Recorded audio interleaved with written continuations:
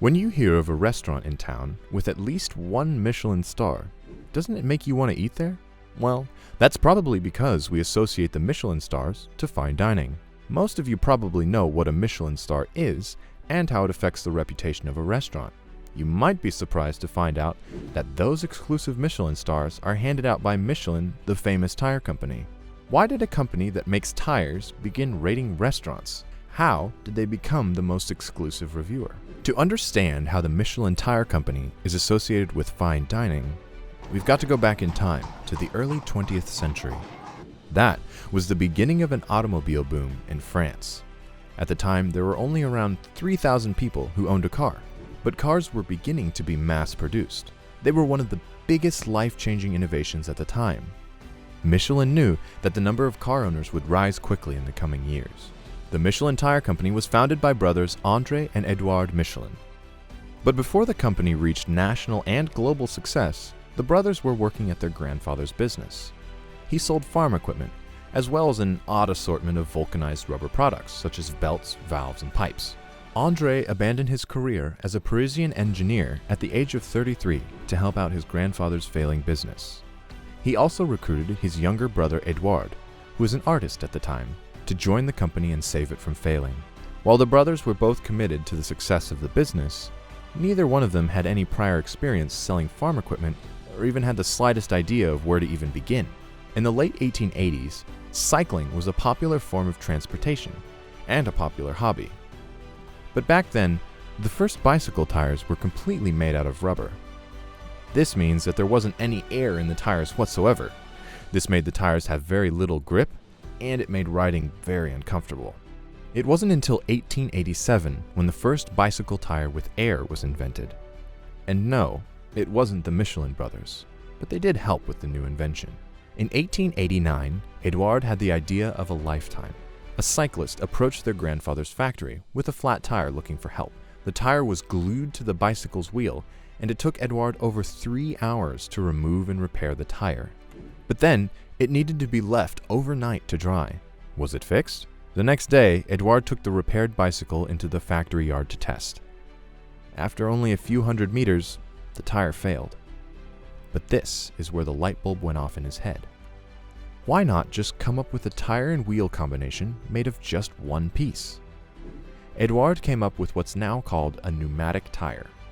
In 1891, Michelin took out its first patent for a removable pneumatic tire. It was actually used by Charles Tarrant to win the world's first long-distance bike race, the 1891 Paris-Brest-Paris. The Michelins knew that there would be a great demand for pneumatic tires since it would be much faster than the old way of doing repairs. André and Edouard Michelin were leading the pneumatic tire industry with their greatest innovation, a new, replaceable, air-filled tire. Their tires didn't have to be glued to a wheel rim, but rather it was easily removed and replaced. And their innovation didn't just stop with bicycles. It was also able to be used with the next big thing, cars. But there's a problem.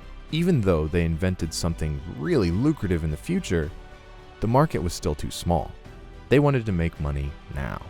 So they began looking for ways to increase the sales of automobiles in France, because with the sales of more cars comes the need for more tires.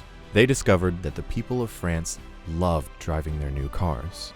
They were discovering their love for road trips. At around the same time, there was also an increasing interest in the different types of food all over France. French people traveling around to try different foods back then was believed to contribute to France's culinary richness. So the Michelin brothers' idea was to create a guidebook for car owners. So with the growing market for long-distance tourism, there was a demand for information about different places all over France. The Michelin brothers saw this gap in the market as an opportunity to make a guide that provided useful information. For example, there were maps, instructions for tire repair and replacement, gas stations, and listings of restaurants and hotels. And to their surprise, they were right. The Michelin guide that they had created became a huge success. That prompted them to publish the guide in other countries as well. The guidebook expanded the company's reach internationally. The most surprising thing was that the restaurant section of the Michelin Guide quickly gained popularity. This prompted the Michelin brothers to restructure and expand that specific section. They recruited a team of what they called inspectors. They were full-time food critics that traveled the country to visit various restaurants and secretly review them. Their job was to give unbiased and objective reviews of the restaurant listings in their guidebook. This practice still remains relatively unchanged today. In 1926, they made the most significant change to the Michelin Guide by adding stars to award the best restaurants. They started first by giving out single stars, but in 1931, their system changed to the 3-star system that we're now familiar with. According to the Michelin Guide, 1 star signifies, quote, a very good restaurant. 2 stars are restaurants that have, quote, excellent cooking that is worth a detour. 3 stars means it's a restaurant that's, quote, exceptional cuisine that is worth a special journey. It's important to note that only the food is being rated. Michelin thinks that if the food is wonderful, it doesn't really matter what the decor is in the restaurant. Today, the Michelin Tire Company has around 150 secret inspectors all over the world. Maintaining their anonymity is extremely important for these inspectors. This is so that the reviewing process is as authentic as possible and the ratings are completely objective. Inspectors aren't allowed to talk to journalists. They're even advised to not tell their friends and family that they work for Michelin. This means that restaurants and chefs never really know if there's been an inspector among their customers. It also means that chefs that want or have already earned Michelin stars have pressure to put out the best of their best every day of the year. How many reviews does an inspector do a year? On average, each inspector has anywhere between 260 to 300 lunches and dinners in a year at the various restaurants in regions that Michelin does reviews in.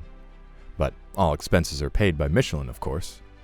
The inspectors don't only get to travel, but they also get to eat amazing food every day. So how did the Michelin Guide become so prestigious? Well, the first cars back then were really expensive.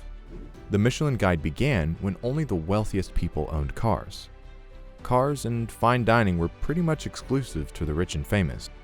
These were people who smoked cigarettes, drank fine champagne, wore monocles, and ate expensive food. That's why Michelin's original mascot wore glasses and smoked a cigar, to appeal to their customer base. Today, most chefs refer to Michelin stars as the Oscars of fine dining. Of course, the reputation itself is great for business. It's a great way to make your restaurant stand out among the competition, as being given a star gives you instant recognition.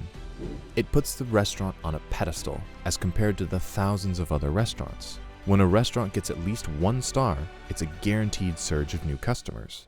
The combination of exclusivity and popularity made recognition by the Michelin Guide a big deal for restaurants, for better or worse. However, receiving a Michelin star doesn't mean it's forever to keep. Restaurants with 1 star are visited 2 to 3 times a year. The ones with 2 to 3 stars are visited up to 10 times or more by multiple inspectors. While it may be hard to receive a star, maintaining one is just as hard, if not harder, because losing it would have a devastating effect on the restaurant.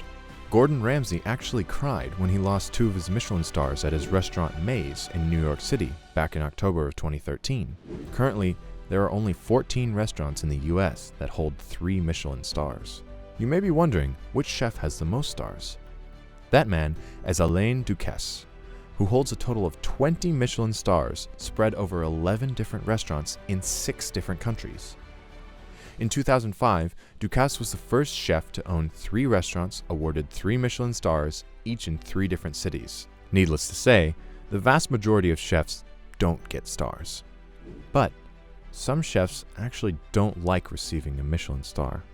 That's because of the pressure, increased stress level, and high expectations among their customers. In fact, several chefs have actually rejected their Michelin status. For example, in September of 2017, a French chef named Sébastien Bras asked Michelin to take away his stars because he could no longer cope with the pressure that was expected of him. And in December of 2019, Swedish cook Magnus Nilsson shut down his 2 Michelin-starred restaurant because of exhaustion and pressure. Back in 1994, 32-year-old Marco Pierre White became the youngest chef to achieve 3 stars at his restaurant. He decided to renounce the stars in 1999, just 5 short years later. He even quit the restaurant that made him a culinary star. There have even been cases of chefs suing Michelin after both losing and gaining stars. South Korean chef Eo Yoon-gwon sued Michelin for his restaurant being included in the guide. Édouard had told CNN Travel in 2019 that the Michelin Guide is a cruel system. To him, it's the cruelest test in the world. He said that the guide forces chefs to work non-stop year-round. They're essentially waiting for a test that they have no clue when it'll happen. While the Michelin Guide is best known for giving out Michelin stars, there are other categories that they rate restaurants with. For example, the Bibe Gourmand, named after the company's mascot, is given out to restaurants with exceptional quality at affordable prices. The symbol for this was originally just the letter R. That showed readers that restaurants have, quote, good cuisine at reasonable prices. The affordability of the restaurant is based on local standards. In 1997, the symbol for the Bibe Gourmand logo changed to Bibe, the mascot himself, licking his lips. There's a newer award now given out called the Michelin Plate. The symbol is simply a fork, a knife, and a plate. According to the guidebook, it indicates a restaurant that's not deserving of a star, but still deserves some recognition. While it may not be as prestigious as a Michelin star, it still definitely gives restaurants credibility to both customers and other chefs. Clearly, all of these ratings involve food and restaurants, but what about hotels? The rating system is called Comfort and Quality, which ranges from 1 to 5. Each rating is symbolized by a house, with the house growing in size as the rating goes up. Comfort and quality is actually also measured in restaurants. It's symbolized by 1 to 5 crossed forks and spoons. So where did the famous Michelin Man logo come from? Bibendum is the name of the Michelin Man. Supposedly, he was created when Edouard looked at a stack of tires and told his older brother, "With arms, it would make a man." The word bibendum actually comes from the Latin phrase nunc est bibendum, which means now is the time to drink. You may be wondering, if bibendum is made of tires, why is he white instead of black? That's because tires in the early 1900s were white. Bibe the chubby tire man remains as Michelin's mascot to this day.